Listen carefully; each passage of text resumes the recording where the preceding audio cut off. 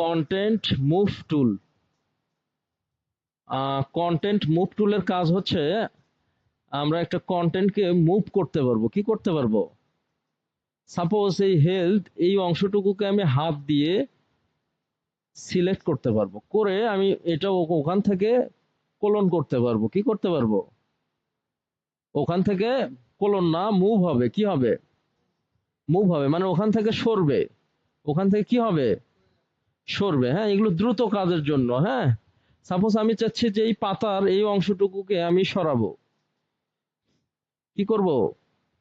আমি পাতার আহ, আমি আবারও সিলেক্ট করি। এই অংশটাকে আমি সিম্পলি এইভাবে সিলেক্ট করে আমি দ্রুত মুভ করব, এই যে এই জায়গাটাতে নিয়ে আসবো। তাহলে দ্রুত মুভ করার জন্য আমাদের এই টুলটা। ঠিক আছে? তাহলে একটা রেজুলেশনকে বা একটা অংশকে, অবজেক্টের একটা অংশকে বা পুরো একটা অবজেক্টকে আমি হাত দিয়ে সিলেক্ট করব, করে ওইটাকে মুভ করব। কি করব? মুভ করব। হ্যাঁ,